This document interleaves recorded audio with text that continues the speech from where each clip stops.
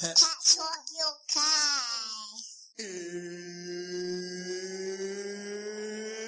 It's time! Everyone talk good game, but it don't really faze me. Nah, the man that ain't mad like Max, the boy that don't murky like Ace B. And them guy walk the slide on the back, balling like a baby.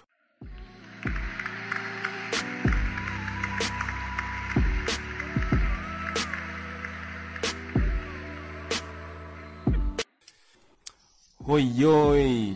Welcome to the Pep Talk UK Sports Podcast, the podcast that talks the major boxing and football news from around the globe. Real points of view from a real panel. Hashtag Real Talk on Pep Talk. Please subscribe to Pep Talk UK on iTunes and YouTube. Don't forget to like, share and comment. I'm your host, Frankie B, and I'm joined by a sick panel. Can we welcome back from the capital city of France, Paris, Pascal, how are ya? Bonsoir Frankie B, jusqu'ici tout va bien, all is well, merci beaucoup, merci. Yeah, how you been? Welcome back, mate. Welcome back, welcome back. Yes, you know. I know you like that. Frankie B had some problems with the French authorities, but it's all resolved now, and the case has been dismissed, so I'm no longer considered a sexual harassment case, but it's okay. It happens, you know, the streets of Paris and the nightclubs are very different from England. That sounds like a madness. Of course, it's a very difficult situation, but I've been vindicated and I'm happy to be back here, you know, very, very pleased. You want to give PSG a shout out? Of course, you know, Paris, c'est Paris, as you know. Very good side, but you know, we are trailing a little bit. You know, we need to get back at the very top. But yes, of course, shout out à tous les Parisiens, everybody supporting Paris Saint-Germain. Allez PSG, allez la France. Whatever that means. Now, Pascal, you want to shout out your social media? Of course, my social media is Pascal_de_Sade at Twitter and Instagram. Merci. Holler at your boy Pascal. It's Pep Talk. We form like Voltron. Jeez. Now, speaking of Peng Tings, she's back in the building. She's been rocking with us since day one. The blonde bomber, Angela Hebden. How you doing? Hey, yeah, I'm good. How are you? Yeah, finally, I'm good. Finally, you're back, baby. You're back. I'm back. It's been so long. What have you been up to? Just training and moving house, and it's just been I understand now why they say moving is one of the most stressful things. It's been crazy, but I'm good. So you've been playing that old tune. I like to move it. I've been playing lots of tunes to keep me sane. Nah, it is mad stressful, but welcome back.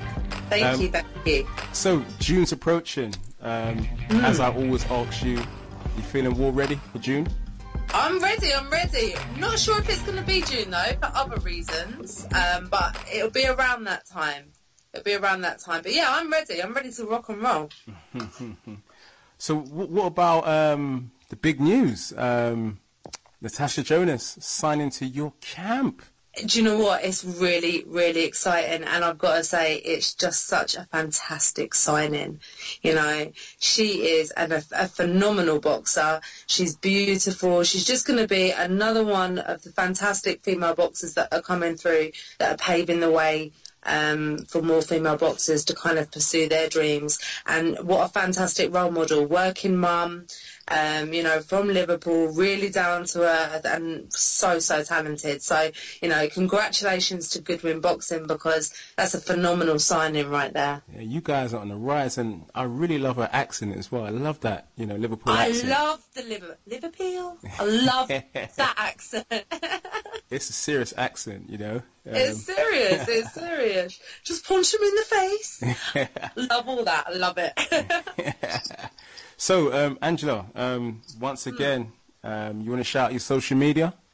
Yep, Instagram just at _boxing, Twitter at Angela Hebden, Snapchat Angela Hebden, and I'm on Facebook too, guys. I've got a page and a profile. Yeah, you heard of Blonde Bomber. She's serious. I'm serious. It's coming.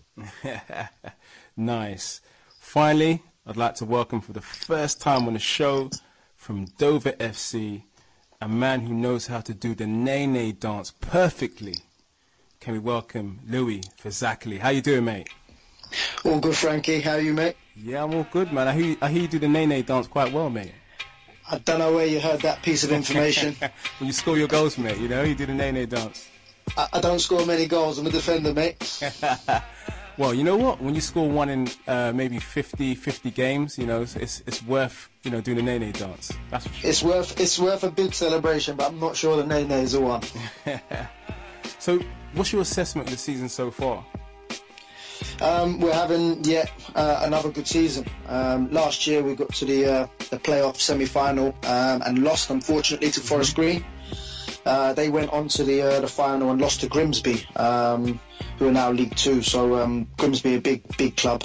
So they probably deserve to go up. But yeah, that was a great achievement for us to get to the semi-finals last year. But it looks like we're on course for the playoffs again this year. Yeah, definitely. And you guys, I was looking at the table. You guys score a shed load of goals. Yeah, we've 76 got goals. 76 goals, that's right. Yeah, so we've scored a hell of a lot of goals this year, and one of the main reasons for that is we've got a forward called Ricky Miller. He's on flames this year. I'm not exactly sure how many he's got. I think it might be 34, might even be a couple more than that. But he's on fire this year, so he's a big reason for that. Mm-hmm. But I've seen that you guys, as much as you score a lot of goals, you conceded quite a few as well. Exactly. Yeah, probably need to tighten it up for the playoffs. Yeah, the good thing about that is that actually happened a little bit earlier on in the season. Form was a little bit up and down earlier in the season, conceded quite a few, had a little bit of a sticky patch, but recently we've been a lot tighter at the back. So going into the playoffs or going into the end of the season, hopefully we get to the playoffs, but we're in good form at the moment. We wish you, at Pep Talk, we wish you all the best, and I'm sure you're gonna get promoted, mate. Appreciate that. You want to shout out your social media, Louis? Yeah, I'm on Twitter and I'm on Instagram as at Louis Faz, which is LOUIFAZ. I'm also a personal trainer as well. I work at Third Space in Soho. Mm-hmm. So I've got quite a bit of kind of fitness content on there as well. So. And if you want abs, speak to Louis. That's it, I'm your man. Ladies and gents, attention please for the fight fans locked in.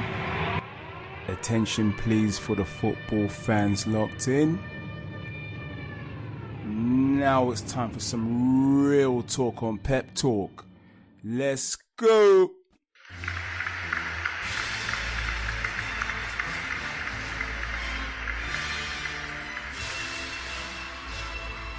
So we start with the boxing.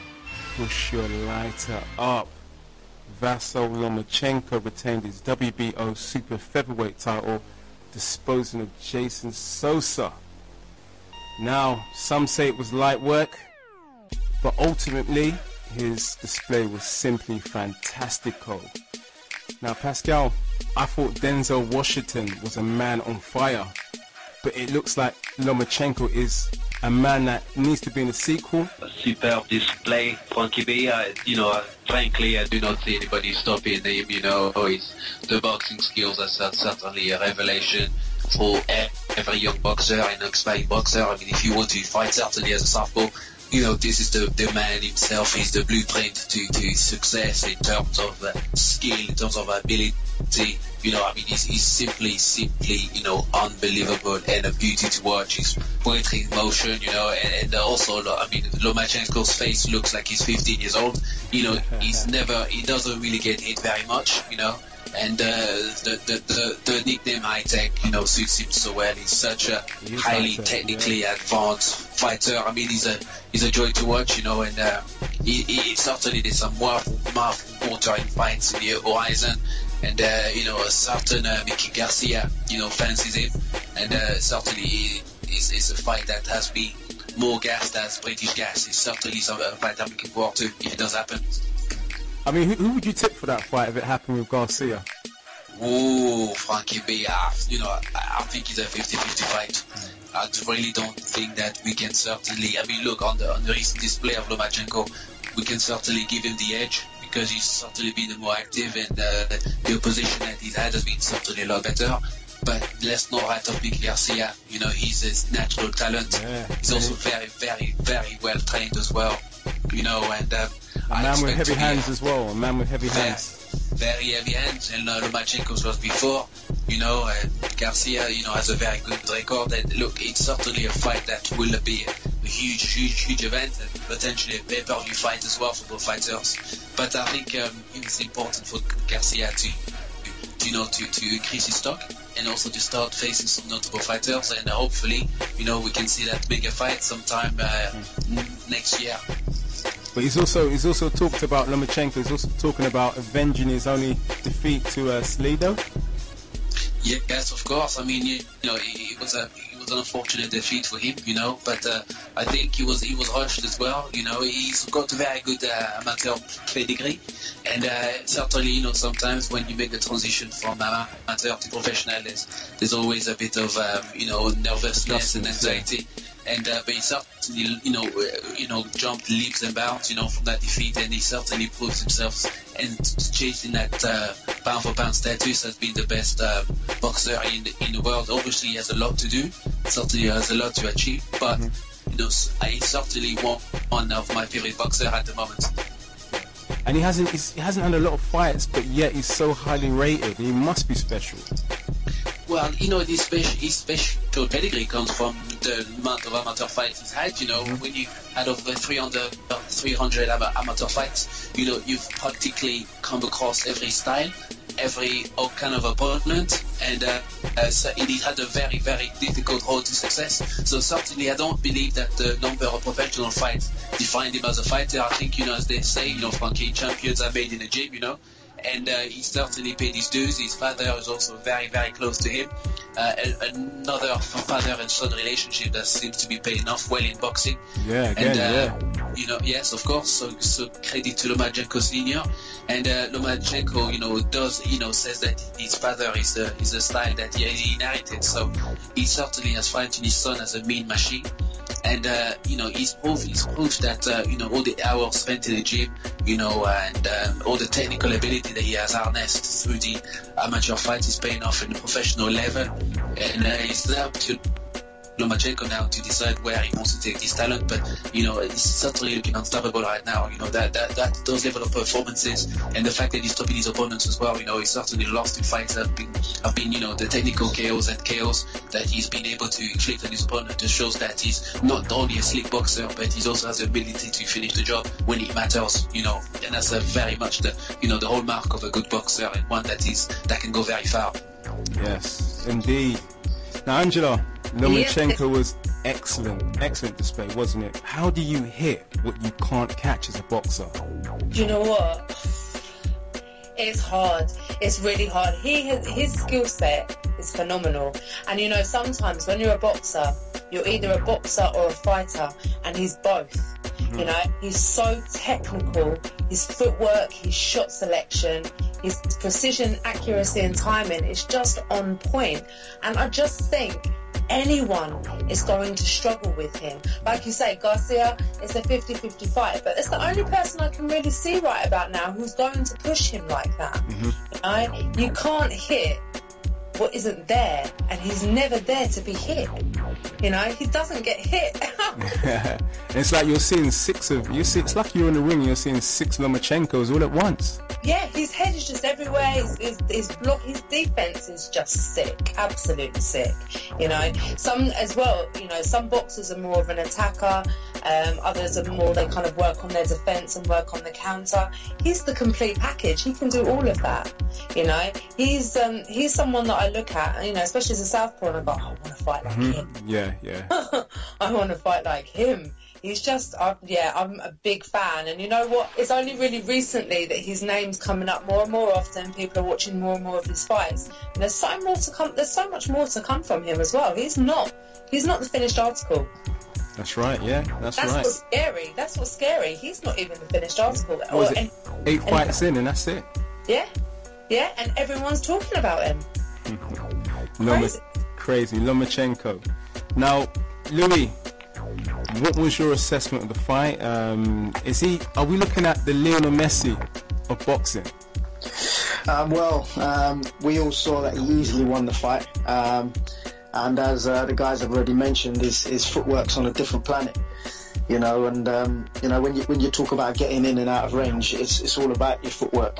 And that's why he's so elusive, and that's why he can create those angles with that superior footwork. You know, I hear that he used to do dancing lessons when he was a little bit younger, and that's where it kind of comes from. Yeah, that's where the angles come from. I can see that, definitely. Yeah, so, but the thing is, you know, my issue, while he clearly is very, very good, you know, when he wants to, when you want to talk about him being a superstar, you've got to look at him moving up weights, and that's going to be the challenge for him. Can he take some power to the heavier weights? Like, you know, your Mannies and your Floyds they've gone through the weights and they've shown that they're obviously great global superstars, and that's what I want him to be. He's got the potential to be a global superstar, but can he take power up and can he hurt the bigger guys at heavier weights? That's going to be the challenge for him, I think. Yes, that will be for sure. In terms of, they're talking about Mikey Garcia. How do you rate Mikey Garcia and Lomachenko, Louis? I mean, what do you see as a potential result if these two meet? I must say I haven't seen much of Mikey Garcia, so, you know, judging on what I've heard, he's clearly a very good fighter, and it will be a challenge. But I think at this weight, I can't really see many people beating Lomachenko, and like I say, what I look forward to seeing is him potentially stepping up the weight divisions and challenging himself against the bigger guys in the next weights. You know, that's what I look forward to seeing. And defining greatness, as they say. That's exactly it. Now we move on. Last weekend we saw the pro debut of Nicola Adams at the Manchester Arena. Now, Angela, before you get excited now, new signing at Goodwin. Nicola Adams, new signing at Goodwin. Nicola Adams made her debut. You're about to drop soon as well. I mean, it's exciting times. I mean, how do you think she got on, Nicola Adams? I think for her debut, she did a really good job. Nicola Adams she just manages to pull it out of the bag. I mean, at the end of the day, I'm not taking anything away from Nicola Adams. I didn't rate the other woman at all, but Nicola Adams, she just did what she does, and she was phenomenal, and her footwork was amazing. You know, she's so in and out. You know, her footwork is so quick.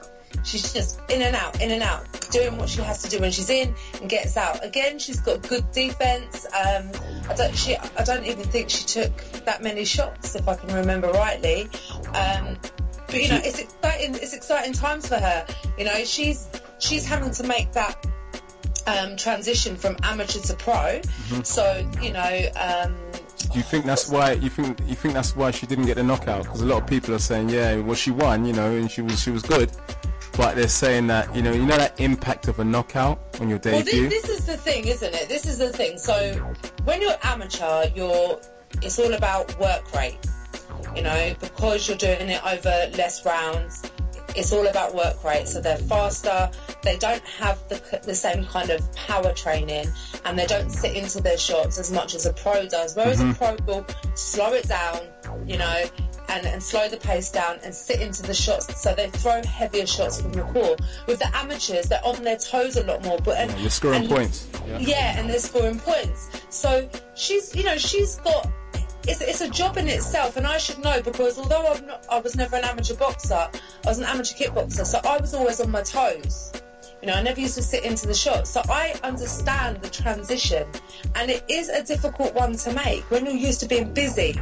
You know, all of a sudden you've got to slow everything down, slow the pace down, throw those shots from the core with your feet firmly stuck to the floor.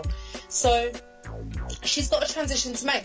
Having said that, she's under an amazing coach. You know, she's training out of Andre Ward's camp. Yeah, Virgil Hunter as her coach.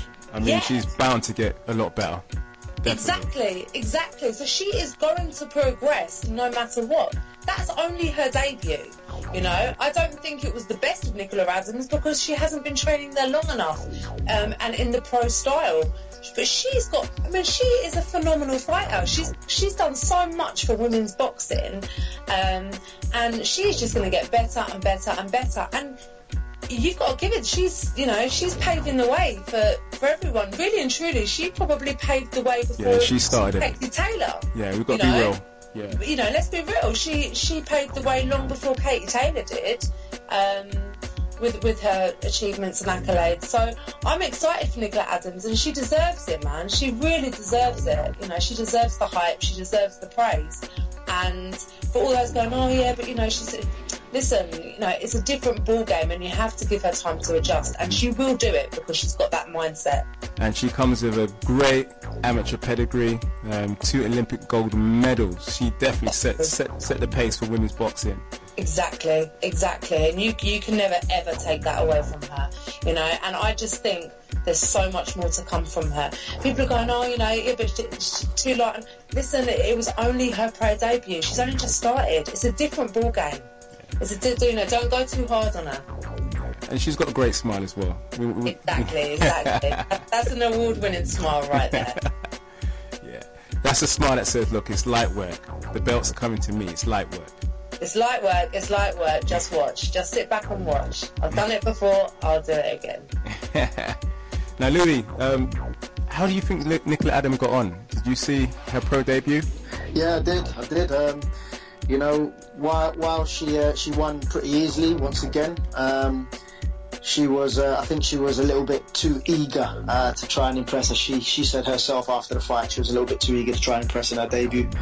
And you know, she showed some pretty slick skills, but she smothered a lot of her work. She tried to get in too close and throw too many shots up too close. So she would have been much better if she kept it a little bit longer. But that comes with experience, and that will come with time working with Virgil Hunter. Yes, she's on the rise. Now, this weekend marks the unification clash between Ricky Burns and Julius Indongo in Glasgow. Now, the super lightweight WBA, IBF and IBO world titles are on the line. Now, Pascal. Oui. This is a really dangerous fight for Ricky Burns. Indongo ain't no chump, mate. Well, you know, Frankie was you know, I mean, I looked him up. He's a Namibian. The only Namibian I remember was Frankie Frederick. You remember him? He was a sprinter. And certainly they are breeding some really good athletes. And look, you know, this Indongo Geezer did really well in Russia recently. Knocked that his opponent in the first round to claim world title, which is pretty impressive. World title belt. Absolutely. He also holds the other belt that Chris Eubank Jr. has, which is the IBO belt. You know, so he's actually a double world champion. So it's certainly not in Ricky Burns' interest to lose that fight. But credit to Ricky Burns, you know, he's certainly a good boxer, probably one of the best Scottish boxers over the last decade, you know, having won the world title in 3 weight divisions. And, you know, he just wants to now to look at the legacy fight and cement himself as one of the greatest in Scotland. So credit to Ricky Burns for taking that fight. It's going to be a home fight for him, so you'll have the home advantage. But you know, Indongo is a very gangly, tall, strong African fighter, and you know what they're like, you know, very strong guys. You can never ride them off. So I will expect a very, very good fight, and certainly I expect Ricky Burns to win it because I'm excited at the prospect of Ricky Burns fighting Terence Crawford one more time. So that should be a very good fight if that happens. But of course, we cannot overlook the African, you know, who's fighting here for very, very, you know, for the similar reasons to Ricky Burns, who also wants to become a unified African champion, and we know the Africans can fight. So it's going to be a very, very good fight between 2 great boxing nations, in my opinion. But so who are you tipping? Because Indongo, you know, he's got a world title, but he is a little bit fairly unknown on the world stage, whereas Ricky Burns has a lot of big fight experience. I mean, look, you know, Julius Indongo has probably been training with the leopards and the lions. You know, I mean, he's a fearless individual. For him to go to Russia and to knock out his opponent in one round is fantastic, and it's credit to him. Russia is a very difficult place to go to. You know, he will come to Scotland. You know, where the people in Scotland can be just as aggressive, just as intimidating. But I don't think the streets of Glasgow. Very mean streets, but I believe that he will rise to the occasion. And even Aidi Akhtar himself said it was a 50-50 fight. But listen, this is a boxing era now. Certainly over the last few weeks, there's been some really great fights and announced. It's the era of cementing yourself in history. Boxing is a sport that requires legacy. It's a sport that requires taking risks to be remembered as a great. And for Ricky Burns, that fight is a very important legacy fight, more than anything else. And to answer your question, I think it's a 50-50 fight myself, but I'm edging towards Ricky Burns because he has a home advantage, and he's also a cracking fighter with a great heart, and he will take something very special to finish him off at Glasgow. And for a boxer like Indongo to have 11 fights and to become world champion, he still probably has a little bit of inexperience at that level, and that will certainly be the biggest stage of his career. And will he fall under the lights is something that we've yet to see, but I tip Ricky Burns to win that fight. Wow, Ricky Burns. And Angela, are you in agreement with Pascal? Yeah, definitely. I'm going to have to tip off Ricky Burns, definitely. I think his wealth of experience and his achievements is just going to set him in a much better stead. And mindset, his mindset is going to be different. So it's going to be a good fight, though. And I'll tell you who I am looking forward to seeing fighting on Saturday night in Glasgow is Charlie Edwards as well. Oh yeah. Out of Team Adam Booth, he's sharp. He's sharp. He's definitely another exciting prospect for sure. So basically, Ricky Burns' Wii experience is going to get him through and make him unify. Cracking. This weekend, it's going down. Unification. Ricky Burns, Julius Indongo. Now it's interview time. So we have a special this week. Our boxing correspondent Shaz caught up with an exciting talent, the Beast, Anthony Yarde, and his trainer, Tunde Ajayi. Stamina for sale, baby. Let's hear from Anthony Yarde and his trainer, Tunde Ajayi. Pep Talk UK are joined by, how can I describe it? I'm just going to say one of my tips to be a future world champ is Mr. Anthony Yarde. How you doing, brother? I'm good, how are you? I'm always well. Now, first things first, straight off the bat, because I hear people screw this up, including myself occasionally. Tell all the listeners what your surname is. My name's Yarde. It's a silent E. It's not Yarde. It's not Yarde. It's Yarde. Because I hear people shouting it out from all over the gaff, and I don't know how you stay calm about it. If someone got my name wrong, it'll be blows time, and yet you can throw blows, and you smile and you look and you take the pictures. I'm just used to it. From school, some of my teachers, throughout my whole time being in school, they still got my name wrong. I used to correct them, as I said, I forget. Call me what you want to call me. Going all the way back to school. Yeah. Was it always going to be boxing for you? No. I was interested in watching boxing. I gained an interest in Mike Tyson when I was around 14. Just like him, his size, fighting bigger guys, so that intrigued me. But yeah, I was just watching it really. And then as I got older, around 15, I asked my mum if I could go and try it out in an actual boxing gym. She said no way. She's like, you're not boxing, it's dangerous, Michael Watson, this, that. I was like, I just want to do the training, to protect myself, because growing up in my area, everyone was always fighting, or someone's getting stabbed, or people getting robbed left, right and centre. So I was like, just for protection, so I kind of swayed her. So she took me to a club in Leighton, which my uncle Fimba, he was running at the time. It was more like a fitness boxing kind of thing. So I went there, tried it out, and then Fimba went back to my mum and said, your son's got hands. he knows how to use his hands. He looks like he's been boxing already. And then I stopped because I went into other sports. I got scouted for athletics, so I've done that. That wasn't really my heart-driven career focus. Like, I was good at it, but I didn't really love it. I just done it because I was good at it. And then again, I love football, so I went into the football route late as well. I started playing football when I was around 14. Obviously, everyone plays it as a kid, but I went to play football properly when I was about 14, 15. And then I got to a decent level in that as well. I went to, I played for Tunbridge Wells. I played for Bishop Stortford for around 2 years. Made, like, I think 5 first team appearances. And then I got scouted to go, I played for Tunbridge. Yeah, I played for Tunbridge Wells as well, and then I went for trials for QPR. Everything was good, and then I broke my toe in the trial game, and then I was thinking to myself like, why this that, but now I know why. You're a bit modest, aren't you? When you said you did a bit of athletics, I hear you're quite rapid over 100 metres. I used to be. I don't know about now. Because I always thought, like, if me and you were going to have it, I'll throw a punch and I'd run, but you can run fast. I'll catch you. 100 metres. How quick you did 100 metres? When I was 16, I think the best time I got was, I think, like, just point, like, you know when they do the point things, it's like just under 11 seconds.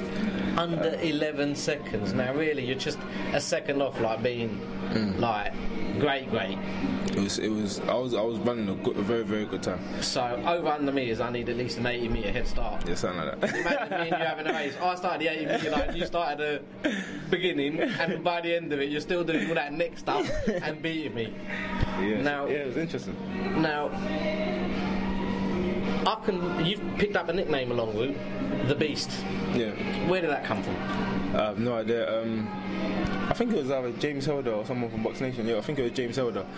He just kept calling me a beast. He was like, "You are a beast, you're a beast." And then I think he said it, and then someone from Box Nation picked it up, and then they put it on my picture, and then it looks like it's sticking with me. I've had several names. Like in the amateurs, they call me Showstopper because I was stopping everyone early. So yeah, whatever sticks with me in the long run, I'll just stick with it. It's a fan-friendly sport. So if the fans want to call me Beast, they can call me the Beast. 12 amateur fights. How many KOs out of 12? 11. Cool, blimey. 9 pro fights. How many KOs out of 9? 8. Showstopper, Beast, Animals. You call yourself whatever you want. I don't think you hang about long enough. This is a new one. This is a new one. What was it? The Monster. The Monster. Not Monster. Not Monster. Monster. Monster. Someone called me that the other day as well. I like that. That's got a bit of a ring to it. Now, you've got 2 fights coming up. Yeah. One in Leicester. And then, without overlooking that fight, you've got a big one coming up on a big card. Yeah. You're fighting for your first belt. Yeah. What does it mean to get to the Copper Box in April and challenge for the Southern Area belt? Now the Copper Box fights in May 20th, but this is something I'm very serious about. My only focus right now is April 22nd. Boxing's not a sport where you can overlook anyone or you can go in there and say, yeah, I'm just going to get him out, and then I've got another fight coming up. You know, there's everything you have to look forward to. You got preparation, you got your body being okay for the next fight, you got to be mentally focused. When you do fight, it drains you, so you got to tune into just one thing at a time. You know, I said this last week. When people start looking around, if you're driving on the road, if you go to Jamaica where they got potholes and you're not looking at the road where you're going, you might fall in the ditch. So you better look at the road that's in front of you and stop looking at what's around the corner, because you can't see around the corner yet. So May 20th is around the corner. Right now in front of me is April 22nd, so that's what I'm focusing on. Well, we at Pep Talk are going to be watching you on your journey. Thank you. I love you personally as a boxer. Thank you, man. I've learned that I'm not going to punch you in one. You're going to catch me. So that's been good. But someone else I'm going to bring in on this conversation is someone I've got a lot of respect for, is a mentor to you, and from where I'm standing or from where I'm sitting, has been guiding you perfectly thus far. Yes, sir. It's Mr. Tunde Ajayi. How you doing, sir? Fine, thank you. You said his name right. You said his name right. Yeah, you're the first person ever in interviewing history to get my name right. Well, I've done my homework. I could tell you more about Tunde and Anthony. We'll come through. Now, we've just talked about Anthony Yarde, his background. Your background's not boxing either. You started off with a bit of football in your blood. Oh yeah, well, thankfully my son's taken that mantle now. You know, young kid, he's at Crystal Palace. But yeah, football was, it's like I say, like with Anthony, kind of, it's so similar the way our paths kind of met and how our lives have gone thus far, because everyone thought I was going to be a footballer. I was just good at it, but I just never had the passion. And I think if I had the same passion for football as I have with boxing, I would definitely be in the Premiership now. He dropped Tunbridge Wells and he dropped QPR. He dropped them in. You're there or thereabouts. You got Millwall. Yeah, West Ham. All the shot. Hey, this guy's done his thing. We're Pep Talk. Yeah, We're Pep Talk. You've done your research. We know. And then you went into the amateur game. Yes, short amateur career, 5 amateur fights. No, even an amateur career. I had like, I think 3 amateur fights, and then Peter De Freitas, Nigel Benz, I think his trainer or manager, saw me boxing on an unlicensed show, and he said, you should. This was prior to the amateur fights. He said, it's so funny because the person who's unlicensed show I boxed on is now our printer, Sean's dad. Oh yeah? Yeah, serious. And Peter De Freitas saw me, they called me the dentist. I knocked out both of my fights in the first round and I dislodged the guy's teeth. So he said, you should take up boxing. I'm a professional coach, I work with Nigel Ben, and I was like, because I think about everything I do is like, I was like, professional? Ain't you supposed to do amateurs before you do professional? So I had a brief amateur career, and then I turned professional. And as a professional, I was 5 fights unbeaten. But then I got an injury. But even when I was a professional, I was training a fighter called Junior McDonald, who was a computer analyst. No, he was a computer analyst. He was actually a kickboxer, but he was a computer analyst. And he saw me boxing. He said he wants to take up boxing. So I was training him. He won the Londons, got through to the ABA final. He boxed Tony Bellew, lost against Tony Bellew in the final. But this is a kid who never boxed before. So I looked at it as like, wow, if I can do that, and I've so-called never had no experience in boxing, then maybe this is my calling. So the rest is history, as they say. I know from a fan's perspective, yes, as a trainer, how good is Anthony? Disciplined, motivated. I tip him to be a world champ, and my family know him, my kids have met him. Yes. They don't believe that he's an animal in the ring because he comes across as such a gentleman outside the ring. Yes. He's a humble guy. Yes. Sky's the limit. Where do you see him going with this? Well, I think for myself, if you just look at the history of boxing and you study the great champions, most of them all have the same attributes, which is they know when to switch it on and turn it off. Anthony outside the ring, as you said, is a very humble human being, very, a very well balanced. Because in boxing, I always say you have to have 3 attributes. You have to be rough, tough, and you have to be unbelievably mentally sound. And I feel Anthony ticks every box. And it ain't just now I've been saying this. I've been saying this from the get-go. Sorry, I'm talking. I go back to the road again. Yeah, as I say, you have to be rough, tough, and unbelievably mentally sound. And Anthony has really had that from the beginning. And I remember on the documentary, some people misconstrued what I was saying. It wasn't that he wasn't good. It was always, I remember he come and he knocked out one boy. I won't call no names, but he knocked out a fighter that I was training at the time, and this kid was quite good, but Anthony just knocked him out, but the reason why I said that, he's always been a humble person, very unassuming. You probably will go out and you never think that this guy's a boxer. You might think he's a bodybuilder or a model or something like that, but he's got a big smile on that. Very, but not a boxer. But I just feel that I've dealt with a lot of fighters in the past. I've trained world champions. I trained Harry Simons, 2-weight world champion. I started off Kevin Mitchell. I took Kevin Mitchell to his first belt, and then obviously, things happened, we left. I've dealt with a lot of fighters in the past. But mentally, everyone talks about the physicality, but mentally I feel that I'm a big, I propagate that this sport is 99% mental. And mentally, Anthony is just the best athlete I've ever seen. And again, that's a big statement. And I've been around Floyd. I was there for 6 years. I was in all the camps, from the Cotto camp The only camp I wasn't in was the Manny Pacquiao camp. I seen the best training. I spent 2 years in California. I was with Freddie Roach. I seen Manny Pacquiao train, and I keep saying that this kid's right up there in terms of the ethics, because that's what it's all about. There's so many potentials out there. A lot of kids. Every kid is about. It's like I always say, you can be even the best sparrer in the gym. It ain't about that. Ain't about sparring. Ain't about. If I sparred with Andre Ward for 6 weeks, that doesn't make me a better fighter. That means I'm just gonna get beaten up for 6 weeks. You understand? So it ain't the sparring. It's having the right mental aptitude on the night, and Anthony's got it. One last question for you. Who come up with stamina for sale? That's a serious question. I'm gonna put my hands up.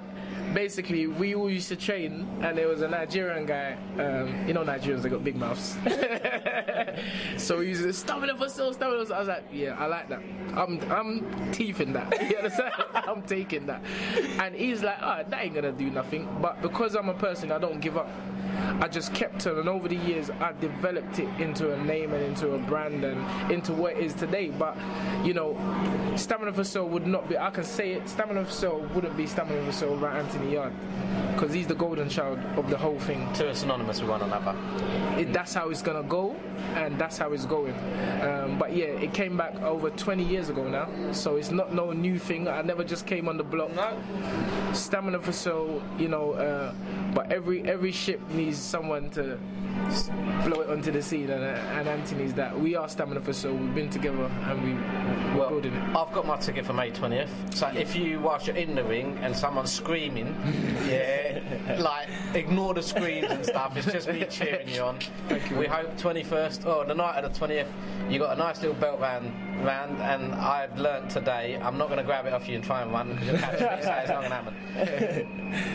Gentlemen, thank you very much. We at Pep Talk love you. We're following you all the way to the top, and we wish you the best of luck on your journey. Thank you very much. Thank you. Also, we hear from a promising 11-year-old vlogger with a big future, Aida Akhtar. Pep Talk UK are joined by a young lady I know very well. I know her dad very well. I know the people that she associates with very well. Her name is Aida Akhtar. How are you doing, Aida? Yo, I'm good. How are you? I'm very well. It looks like you're coming for my job. Yeah. Aida, I'm aware of something. You're launching a vlog. Explain to me what a vlog is. A vlog is when you're when you're just filming what you're doing, like in your daily life, like what I'm about to do, my boxing, my training, where I'm going, just like to keep the viewers updated and to have entertainment. What's this vlog going to be called? The channel is going to be called Aida's World Official. Aida's World Official. And when you mentioned the word boxing, you know I like boxing. Yeah. When you say you're going to be doing things that you do, what are you going to be putting on this vlog, boxing related? I'm going to be putting like when I'm training, when I'm sparring, what I'm doing at home to train, and also at the gym, so like anywhere where I'm training. Aida, how old are you? 11. So, blimey, 11 and you're already doing this? Yeah. Now, Aida, you've got some talented boxers already following you on Insta. Yeah. You're friends with a lot of boxers, but a question that always comes to my mind is, who is your favourite boxer? My favourite upcoming boxers would be people like Conor Ben, Ahara Davis, Anthony Yarde, Anthony Joshua. Who else? I love the way I asked you a question, who's your favourite boxer, and you said my favourite upcoming boxer, which means you already are very clever at how you're going to be answering questions. Now, as a young lady, are you looking to interview male boxers, female boxers, professionals, amateurs? Where can we see? Where are you going to be heading with this? I think I'm going to be doing a bit of both, so I can get like what like their tips are from amateur to professional to like all genders, so it will have a variety. Yeah. One thing is you're going to have to do your homework and you're going to have to keep up with your studies whilst you're doing this as well. Yeah. Otherwise, your dad's going to come and tell me off. Now, Aida, for our listeners that want to follow you on your social media channels and see what you're starting to upload, how can they do this? What are the social media handles? My new social media would be at Aida's World Official on Instagram, and on Snapchat it will be at Aida.Akhtar. Lovely. Well, Aida, we at Pep Talk wish you the best of luck. Thank you. We hope your channel is a roaring success. I'll be watching it, and if need be, can I get a job on it? Yeah. Lovely. Well, that's me signing off, and I'm leaving Pep Talk to join Aida's World. Lovely. Have a good day, Aida. All right, thank you. bye. Bye. Thank you, Shaz, the boxing nut. Now it's football time. So, Chelsea keep winning. The blue train keeps steaming past the opposition.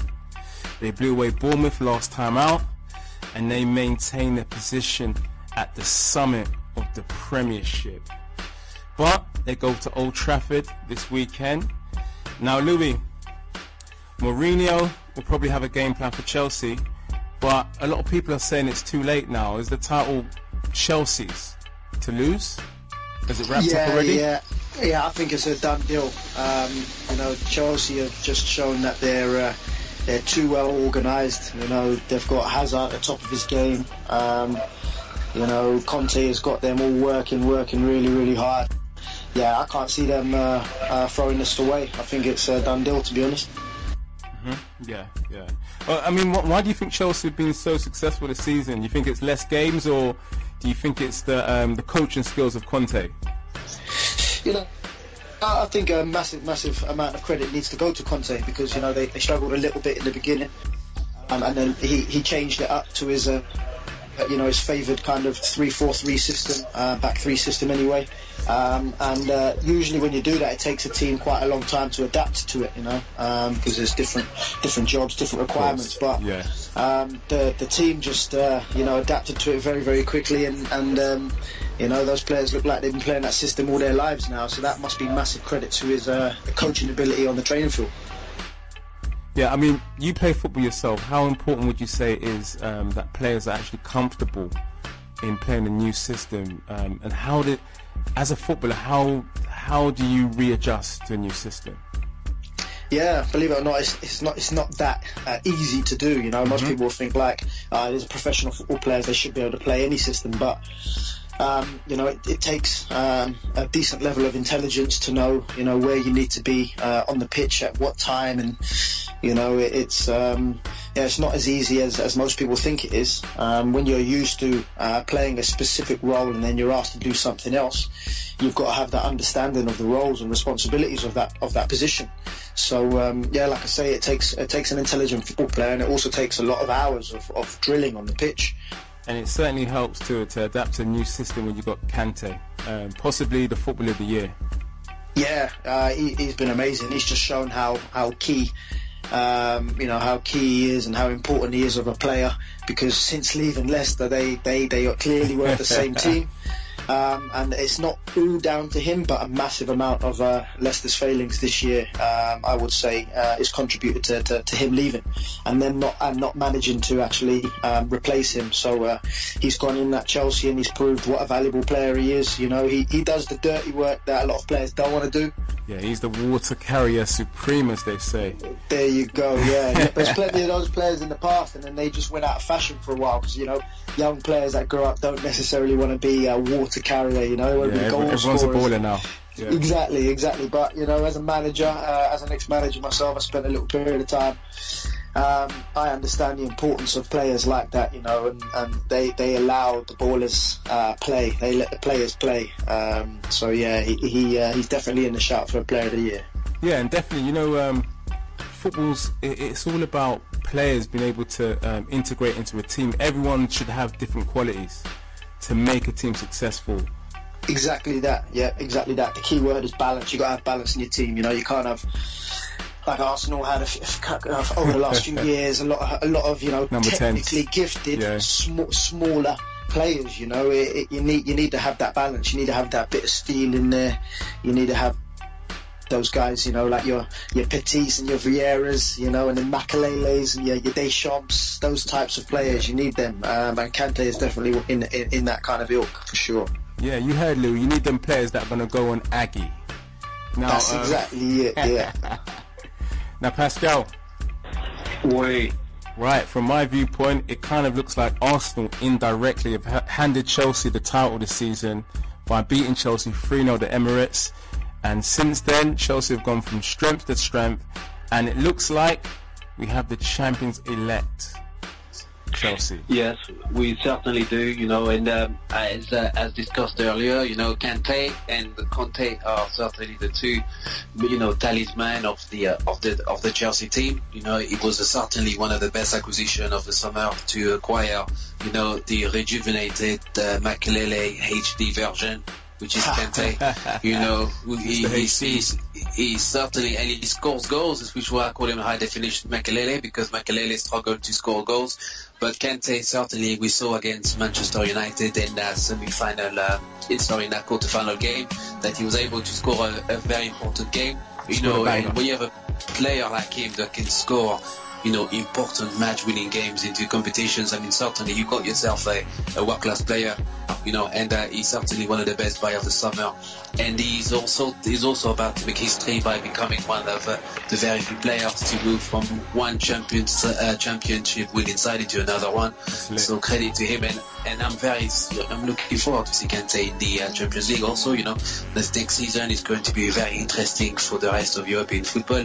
Because we know, let's not forget, Conte's inherited this Chelsea team that was pretty much, down and out, certainly in the same way that Arsenal are at the moment.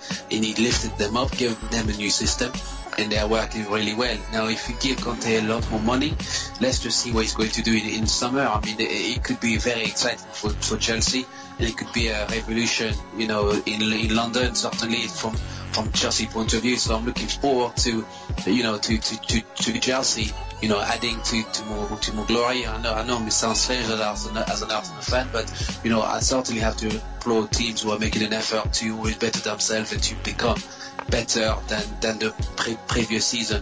And Chelsea have always proven that over the years that they've always sought to become the best team in England, but also around Europe, and they're chasing this alchemy of you know, finding the best manager and the best players and to fitting into a team that can win trophies. So well done to Chelsea. You know, we cannot be haters, as they say. We have to congratulate you know, a winning spirit and a winning mentality, and I just only hope that you know, my Arsenal can one day, you know, become that team one day, and the rest of back the you know, that much needed and glory up, that is certainly fix up. Yes, and there's a lot to be learned from Arsene Wenger, definitely.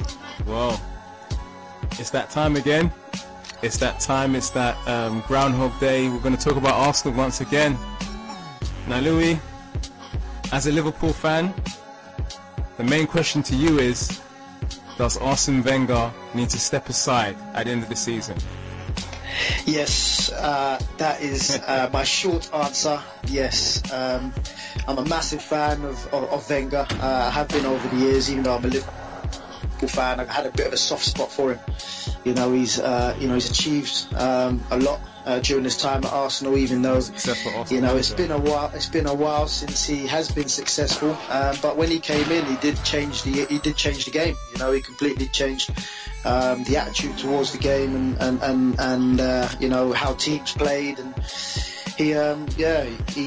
he was very ahead of his time when he came in. But then, you know, maybe you could say after 10 years everyone caught up, and then now he's almost stuck in the dark ages, unfortunately. You know, it's a shame to see, because, you know, he doesn't deserve the abuse that he's getting, you know, but he almost brings it on himself. You know, I think he's a little bit too stubborn in my eyes. He needs to know when the time is right to step aside, and I think he needs to do that. What about like Arsenal? I mean, Arsenal lost 3-0 to Crystal Palace, and it was a dismal display. Players were ducking out of challenges, which is totally unacceptable. Do you think it's a case of the players just not believing in Arsene Wenger anymore? Because a lot of people are saying that, like, the players just are not playing from it anymore. Yeah, I'm not exactly sure what it is when it comes down to the field, because when they cross the white line, you know, it's not like they're not going to play just despite the manager. You know, every player that crosses the white line, they want to win the game, they want to do well, but maybe they're just lacking those characters on the pitch, you know. From time I saw Theo walk up with the captain's armband, I knew it was going to be a bad night. You know, you can't expect. You can't expect to be winning games with Theo Walcott as your captain. You know, it's hard times when that happens. So friends of mine are saying, you know, it's because Arsenal got no leaders. That's why they failed to name a captain.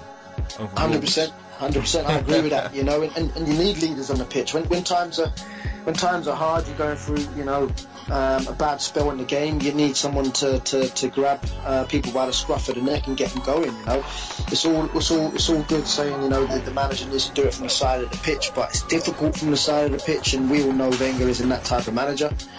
But he should have signed somebody who can do that, you know. So you know, a lot of the responsibility does lie on him to sign the right players and the right characters, and he hasn't done that, you know. So while I've got a soft spot for him, you know, a lot of these issues they lay on his head. He's the manager, you know. He's the one that puts the squads together, and unfortunately, you know, it looks like it's his time. His time is up. And I think he needs to bow out gracefully. He needs to do it himself to save all this abuse, because I think this abuse is I don't think it's not warranted, is it? Yeah, it's not right. It kind of is warranted to a degree, but I don't like seeing it, you know. But if he was to come out, like for example, if he was to come out tomorrow and say, do you know what, I've thought really deep and hard about it, but this is going to be my last year. I want to try and finish the season as strong as possible and give someone else a chance to take the club forward. I then think all the abuse would stop, and then they would almost give him a little bit of a send-off. You know, the fans will know there's change on the horizon, and then there won't be so much animosity. But because the fans are unsure whether he's going to stay, and there's rumours that he's going to sign a 2-year extension, I think that's why they think enough's enough and they want change. So I think he can resolve the situation by coming out and making a statement. Well, if you're Arsenal fans, you've got to be careful, because you annoy him too much and he'll probably just sign a new 2-year deal. And he'll probably do it on Insta Live or something like that. Oh man, just to wind everyone up, to get his own back. But yeah. Nah, the seriousness of the whole situation actually is at the end of the day, I think Wenger needs to go. I think his time's done. But saying that, who do you bring in? Who do you bring in? Max Allegri, you've got Diego Simeone, you've got Jardim from Monaco. There are some good coaches out there, you know. Guy from Borussia Dortmund. But do they play the Arsenal way? It's easy bringing in a good coach that's doing well, but you know, you've got to try and keep the club identity. Or this is the question: do you, as an Arsenal fan, would you want to see a defensive style coach like Simeone come in? Would you? I want to win games, mate. I want to win games. I want to win the trophies. I really don't care about sideways passing and having 80% possession and still losing the game. It's no good to me. I agree with you. You know, if I was a fan, I just want to win. You know, so for me, winning is everything. And then you get fans complaining when you win, like for example, like a Mourinho team. They're unhappy because he doesn't play football. But what do you want? Do you want to win, or do you want pretty football and do you want to lose? You know, make your mind up. For me, winning wins every single time. It comes first. Yeah. I knew Arsenal were going to lose Crystal Palace. I said it last week. We were going to lose. Because Sam Allardyce will have them geared to beat Arsenal. Yeah, I was looking at that game and I'm like, maybe this is the game that Arsenal need to kind of try and get back on the track. And they were terrible, man. There was nothing. It was bad. It really was. They lack a spine, a proper spine. And this is the thing. Wenger doesn't like powerful players in his team. I don't know why, but sometimes, you know, in football, obviously I don't play football to the level that you play, but I know that you need enforcers, tough guys in your team. Yeah. So that when it starts kicking off, you know, you've got protectors, you know.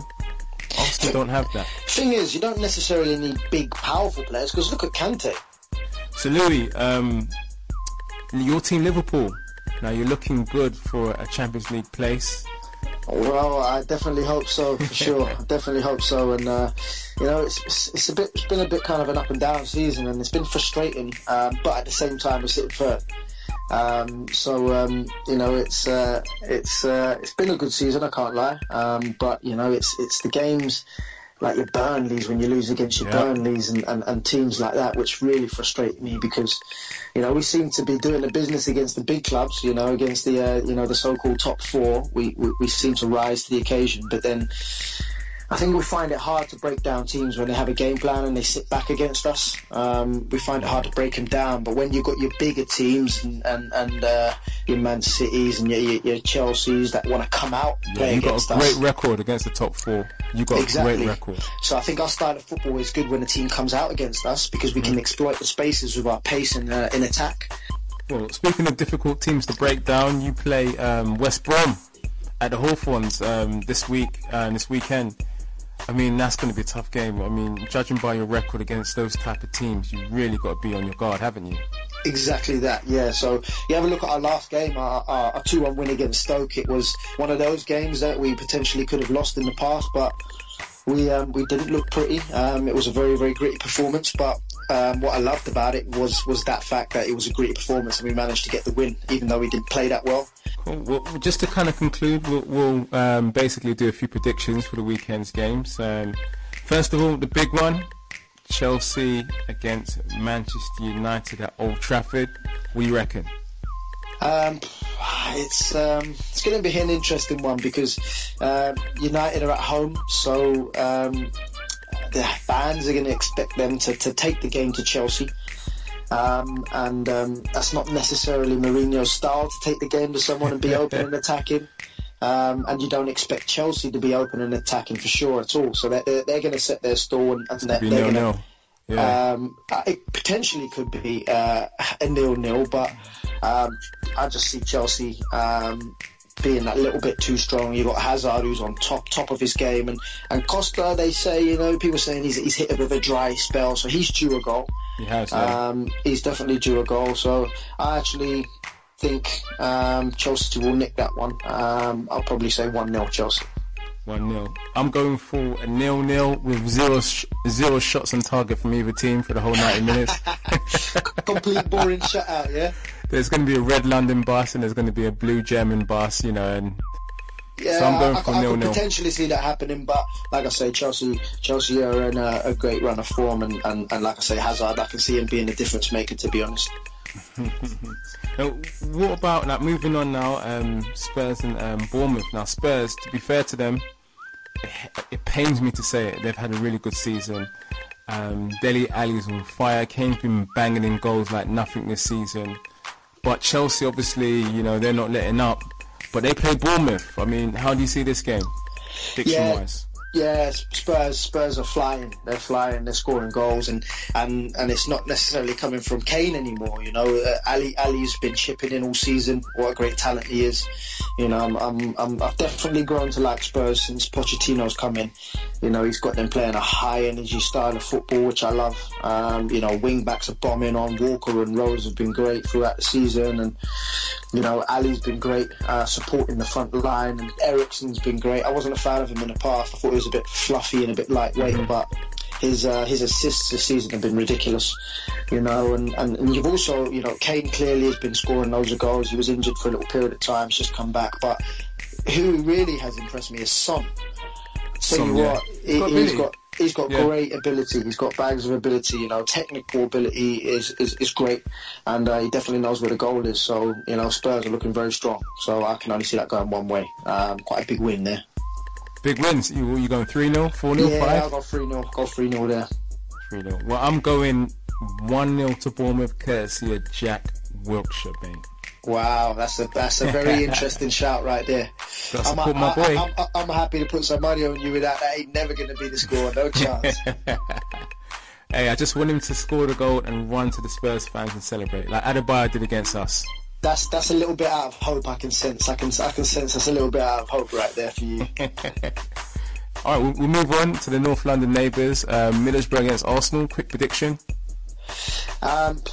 I thought Arsenal would bounce back against Palace, but they obviously proved me wrong, and they're going to be down in the dumps right now. So I actually predict they've got to have a reaction after that. They have to have a reaction after that. So you got guys like Sanchez. As much as he's going to be down right now, he's a warrior. He's a winner. And I don't see him giving up. As much as a lot of people probably would give up, and he probably is close to wanting to give up, but he is a warrior, and I'm a big fan of him. I can see Arsenal winning that one. I expect a bounce-back victory, 3-0. Well, I hate to be pessimistic, but I'm going for a 1-1 draw. I think Arsenal's slide is it's going to go on. Confidence is low, and Middlesbrough are going to be fighting. And up in the northeast, it's cold up there.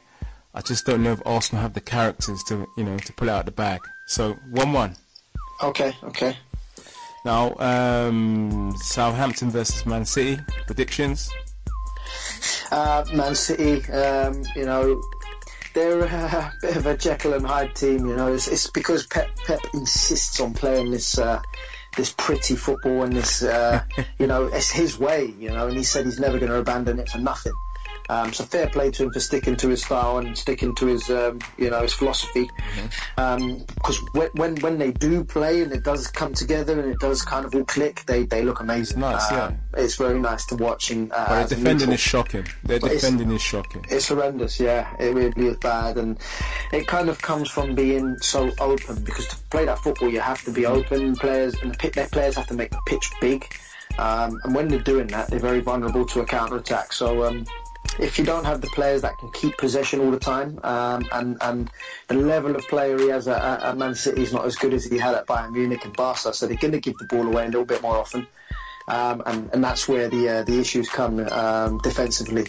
So I just see them being too good, because they're hitting good form now as well. You've got Kevin De Bruyne, you've got Silva, you've got Sterling looking good as well. Aguero's starting to get back in the goals now as well. So I go a Man City win there, 3-1. 3-1. Well, yeah. I'm going to go for a Southampton 2-0 victory, mate. Wow. Interesting. Yeah. I look forward to our chat after these games. Just make sure you WhatsApp me, remind me. Yeah, no worries. Yeah, I think Southampton, they're a good team. They're a good, strong team with a good manager as well. Has had a good debut season. I think Man City will be exposed. Nathan Redmond, I think he'll expose John Stones. So I think it's going to be 2-0.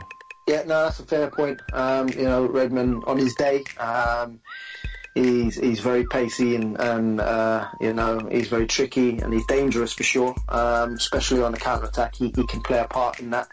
I think City are coming into their own a little bit now. It'll be interesting to see. It'll be interesting. Well, that's our time. I'd like to thank Louis. I'd like to thank Angela. I'd like to thank Pascal. Join us again next week for another Pep Talk UK podcast. Thank you. Boom. Pep.